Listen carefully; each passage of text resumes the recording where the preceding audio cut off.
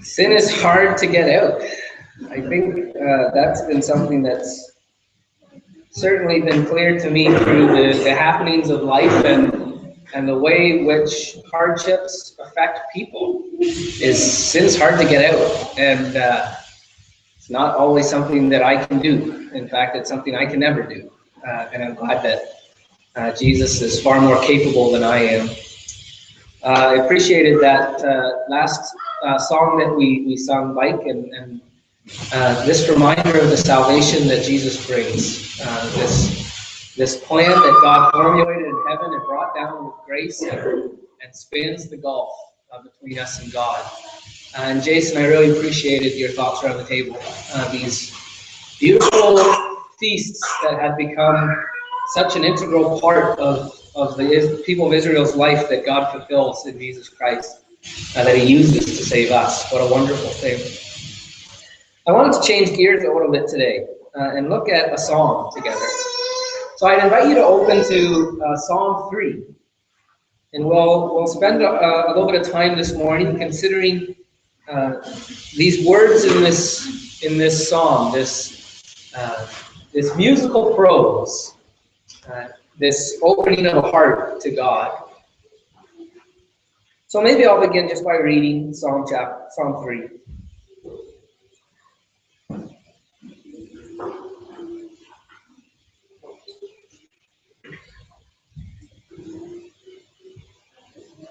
O Lord, how my adversaries have increased.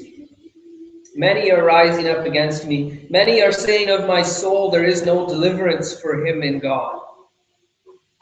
But you, O Lord, are a shield about me, my glory and the one who lifts my head. I was crying to the Lord with my voice, and he answered me from his holy mountain. I lay down and slept. I awoke, for the Lord sustains me. I will not be afraid of 10,000s of people who have set themselves against me round about. Arise, O Lord, save me, my God. For you have smitten all the enemies on the cheek. You have shattered the teeth of the wicked. Salvation belongs to the Lord. Your blessings be upon your people. There's something about this psalm that's really foreign to me. And there's something about it that I can understand in a really human way, and in a really personal way. These ideas of these adversaries, we will talk about what this psalm is looking into, and at least what we believe David is talking about here. These adversaries they had, these men who were out to get him, who were out to get his throne, who were out to get his life. I can't understand that in the way that David did. I'm grateful most days that I don't have a throne to lose. But I understand what it's like to have someone who's out to get you, someone who's trying to put you down, or at least a life that feels like that some days. To feel like you're surrounded by people who are working counter to the will of God and counter to what you desire for your life. I rack my brain to try to think of the right illustration for my life, and I don't know if there is one. But I know that we've all been there, and I know that we've all experienced this loneliness in the face of adversity. And this psalm is beautiful, I think, because it takes me to a place in the life of David that I hope I never have to go to. And it professes a faith that speaks so loudly that God is greater. So I think this psalm really is about the hardships of life, the challenges of a sinful world, and finding a response in the character and the person of God. Certainly, we recognize that as Christians, we don't come together for an easy life that is paved with gold, that won't have any struggles, that won't have any troubles. That is not the life God has promised us. That's not the life that we should expect. There are so many challenges when it comes to doing what's right. There are many, many more challenges when it comes to doing what's right than there are with doing what's wrong. It says nothing about the value of each of those options or the ultimate good of them. But there is some hard things about choosing the path of righteousness, the path of God. And God has an answer for those challenges. So before we dive right into the psalm, I'd like to look at 2 Samuel 15 and a little bit there. This psalm, at least we read somewhere long ago, a collector of the Psalms penned down that this psalm was about David and his flight from his son Absalom. And so we'll look at that story that comes near to the end of David's life and try to understand what's going on here. And I'll read a couple sections, and I'll just mention what happens in some others. These chapters are pretty interesting, I think, and more than that, they bring your heart into this devastating story in the life of David in a really powerful way. But I'll start reading at the start of chapter 15. And now it came about after this that Absalom, the son of David, provided for himself a chariot and horses and 50 men as runners before him. Absalom used to rise early and go and stand by the way of the gate. And when any man who had a lawsuit to come to the king for judgment, Absalom would call to him and say, "What city are you from?" And he would say, "Your servant is the one from one of the tribes of Israel." And then Absalom would say to him, "See, your claims are good and right, but no man listens to you on the part of the king." Moreover, Absalom would say, "Oh, that one would appoint me judge in the land. Then every man who had any suit or cause could come to me, and I would give him justice. And when a man came near to prostrate himself before him, he would put out his hand and take hold of him and kiss him." In this manner, Absalom dealt with all Israel who came to the king for judgment. And so Absalom stole away the hearts of the men of Israel. We could read on, but we see Absalom makes an excuse of going to worship God, to go away and to consolidate power and men in order to overthrow the throne. And when word of this comes to David, he flees Jerusalem. He flees the city of God, and he runs. He takes with him the men that are loyal to him, and others he asks to stay behind. They bring out the ark because they think the ark should go with the true king, but David says, "Leave it there. If God is punishing me in this, then I don't deserve it. If he's going to glorify me in this, then I'll come back to it." David leaves his home. He runs away from his kingship. He flees the city in disgrace. And I'll pick up again in chapter 16 as David is traveling away, and he's cursed by a member of the family of Saul, who was the king before David. So in chapter 16, verse 5, when King David came to Bahurim, behold, there came about from there a man of the family of the house of Saul, whose name was Shimei, the son of Gera. He came out cursing continually as he came. He threw stones at David and at all the servants of King David. And all the people and all the mighty men were at his right hand and his left.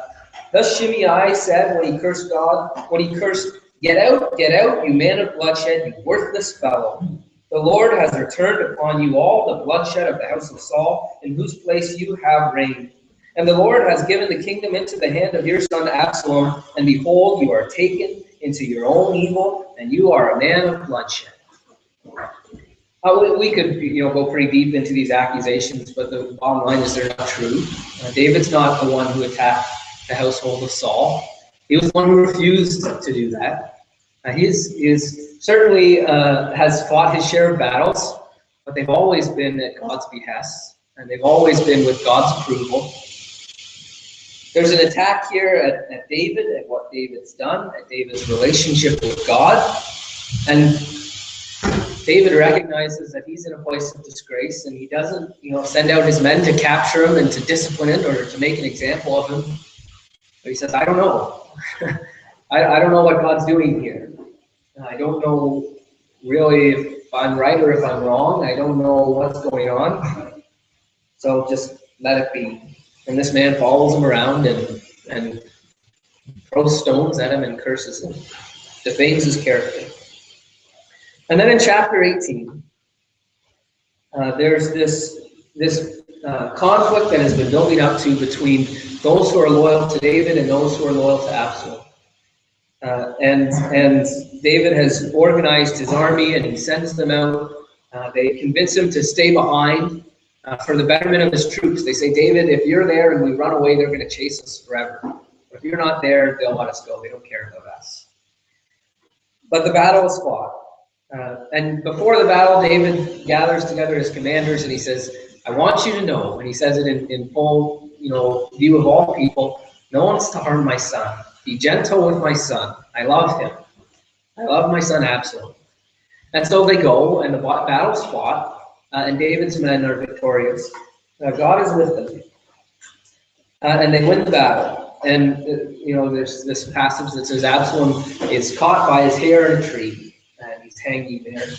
And David's men find him, and they go and they get David's commander Joab and tell him, we found the king's son. And Joab says, well, why didn't you kill him? I would have given you a purse and some silver if you'd killed him. And they say, we wouldn't dare kill the king's son. And so Joab goes and he does the deed himself. And he kills the man. And I'll pick up at the end of chapter 18 with the words of David in verse 31. Or at least the thoughts of David. Behold, the Cushite arrived, and the Cushite said, let my lord the king receive good news. For the Lord has freed you this day from the hand of all those who rose up against you. And then the king said to the Cushite, it is well with the young men. Is it well with the young man Absalom? And the Cushite answered, let all the enemies of the Lord and of my lord the king and all those who rise up against you for evil be as that young man. And the king was deeply moved, and he went up from the chamber over the gate, and he wept. And thus he said as he walked, O my son Absalom, my son Absalom, would that I had died instead of you. O Absalom, my son, my son. Wow. If there was ever a story that could break your heart, that you would never wish on your worst enemy, this might be it. To see your son turn against you and try to overthrow you, and to see him die in the attempt. David's life is full of these stories that sometimes have great grief. And it's in the midst of this that we read that he writes this song. In the midst of this despair and this danger and these enemies and of the loss of his son. So a powerful background to this passage. I can't begin to imagine what David has gone through. Certainly I've faced challenges in my life, as have you. But I'm grateful that I've never seen my family turned against each other in this kind of way. But he begins in the first couple verses. O Lord, how many are my adversaries that have increased against me, that are rising up around me? That David feels himself in the minority, and he looks around, and we know that he's frightened enough to flee the city where he is king.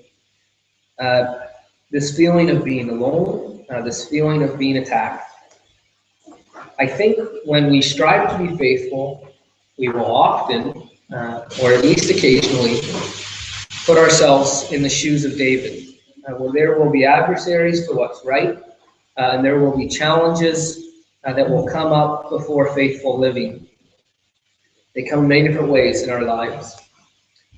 Those who are rising against him are active. They're not blank threats or empty threats. They're coming to do something serious. And it's a reminder to me that the threats that we live in are real. The way that they challenge us are real. I don't want to read this story about David and then turn to the psalm and say, see, it really didn't bother David at all. And he is in the midst of the greatest despair imaginable. And we should never belittle the trials that we go through and pretend that they don't matter or that they aren't important. These men are coming, and Satan is challenging the faithful people of God, attempting to derail those lives. It's not really God who's being challenged, we read in verse 2, but men are saying of my soul, of David's soul, that God has no salvation for you. God has no deliverance in him for you. It's interesting, I think, that of course it's a lie that's brought forward against David, and it's a lie about his relationship with God. It's a lie about what God thinks about you or how he values you or what he's willing to do for you. I think Satan works in this way a lot. He tells us lies about our relationship with God that undermine God's love, God's power, and God's deliverance for us. We live in a world that will say again and again and again, God can't save you, God doesn't love you, you're too dirty and too wrong, you're too imperfect. God is our greatest strength, and so maybe it should be no surprise that often our greatest challenges in living a faithful life will come when our relationship with God is under attack. I think it's so amazing that this position of being surrounded by adversaries who are meaning to do real harm, who are attacking David's character and David's relationship with God is mirrored so clearly in our Savior, Jesus Christ. I think David could, or Jesus could speak these words word for word and have them be no less meaningful. Of these men who have come to deny his relationship with God, who claim that he is, rather than being so close to God, being one with God, is the evil that must be destroyed. These men who are circling around him, planning to kill him, finding any way they can, inciting anger against him. Christ was willing to put himself up to subject himself to these kinds of things that David went through and that we in ways go through. But David's response in verse 3 and 4 is mind-blowing to me. But you, O Lord, are a shield about me, a shield covering me, my glory and the one who lifts my head. I was crying to the Lord with my voice, and he answered me from his holy mountain. So in the face of adversaries, in the face of fleeing his home, in the face of seeing his own son turn against him, the one that he loves, David finds his protection, his purpose in God. He is a shield about me, a shield that covers me, the language says. There's a protection in what God offers.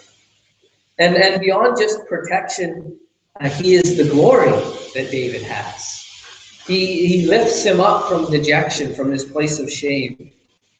And there is this truth that the glory that you can seek and always find in your life, no matter what a sinful world is throwing on you, is in your relationship with God. It might not be visible to the world, but it is truer than anything else could ever be.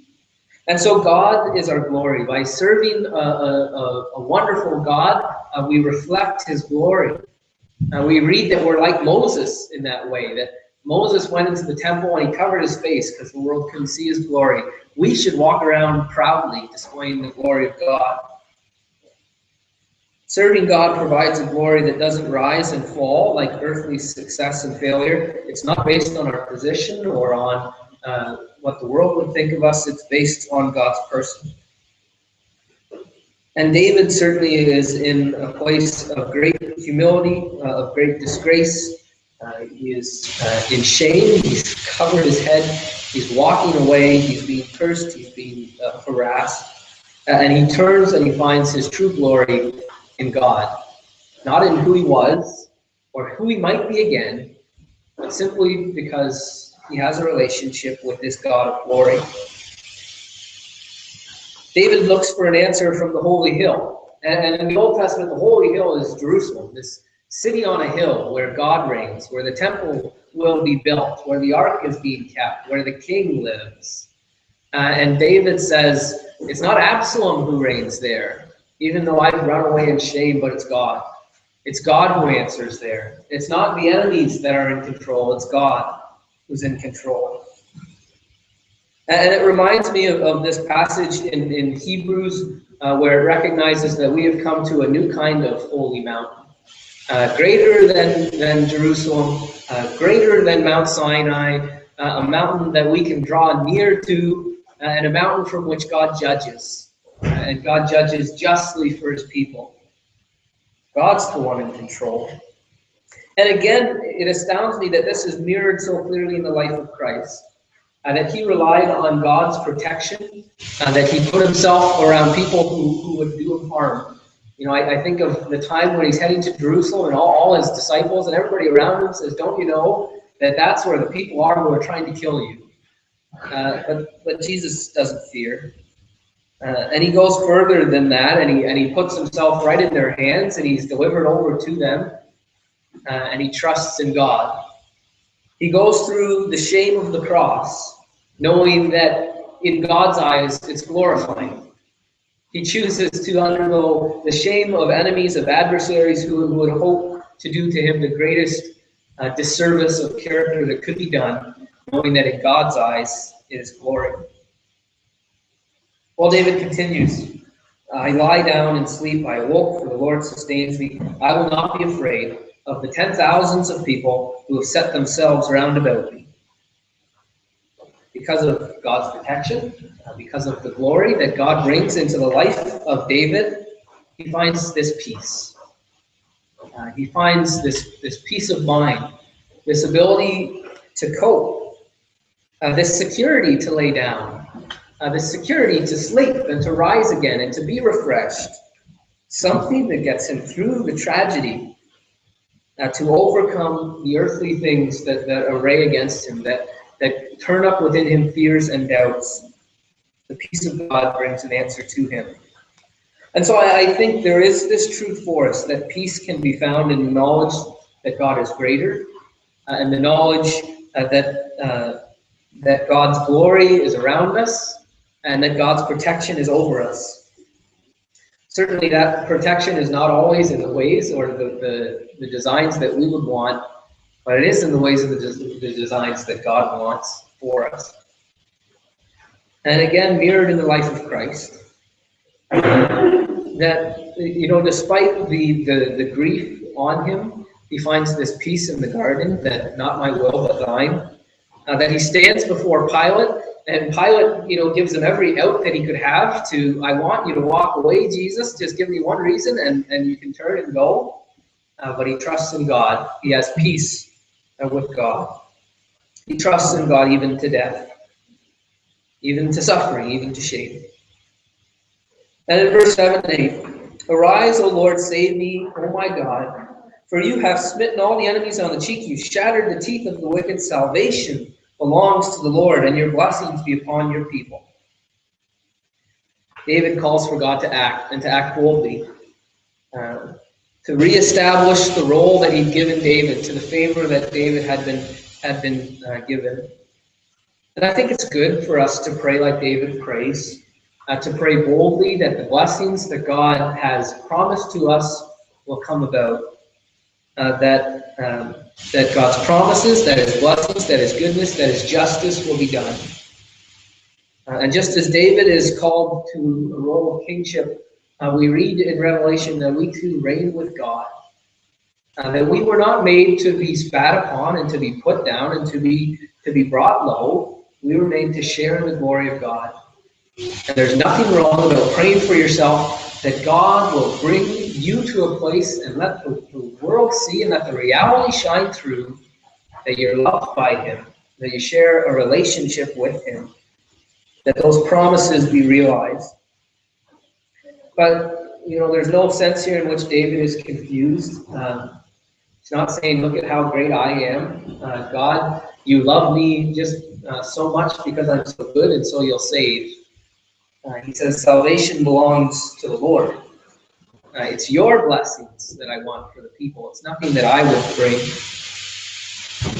This really is about the salvation that comes from God, the glory that is God's. He is the Savior. He is the blessing. He is the victory. I think there's somewhere in there a warning not to pray for the victory that God doesn't promise. And I can only imagine how challenging this would be for David as he saw one he loved so closely meet the end that his deeds had brought him to, and how much his heart was torn about that. But he invests himself here in this psalm in the salvation that God brings, in the pattern and the plan and the glory and the relationship that he provides. We need to organize our lives. As Christ would say to his people, build up for yourselves treasures in heaven. Choose that victory. Make your life about that goal and that end. Seek in your heart the promises that God has offered. And through this triumph, David's prayer is that blessing will come to all of God's people. And again, it's so powerfully mirrored in the life of Christ. This victory that is brought about by God over death, over shame, over sin, through the resurrection from the dead.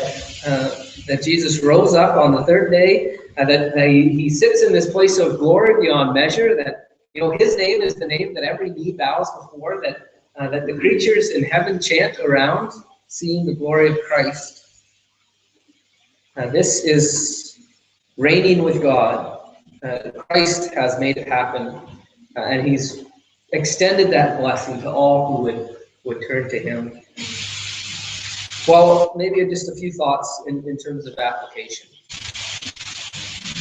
We should recognize, I think, and the Bible is, if nothing, full of this reality, that challenges come to people who are struggling for relationship with God.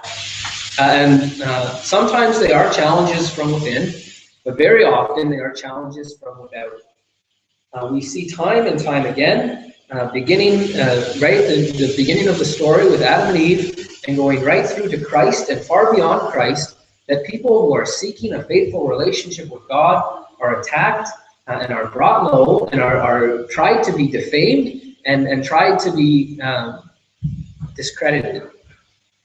And it shouldn't be any surprise to us in our lives if, when we are striving to project God's glory into the world and live faithfully to him, that Satan and a world that is at war with God would target us in a real way, in a meaningful way, in a way that can't be shrugged off as unimportant or as unpainful. The attacks come against our character and our person, against our relationship with God, and sin has a power. I don't stand before you and say it is the most powerful thing, far from it, but it has a power to challenge us. And so there is a great application there for us to understand and to prepare, to be knowingly walking out with the armor of God in place, to be ready to face those things that the devil puts in our way. There certainly is an application that God offers hope, protection, and glory that can bring about peace, that can support peace in our lives. These attacks that we face, although they are real and they are painful and they contain power within them, are overshadowed by our God.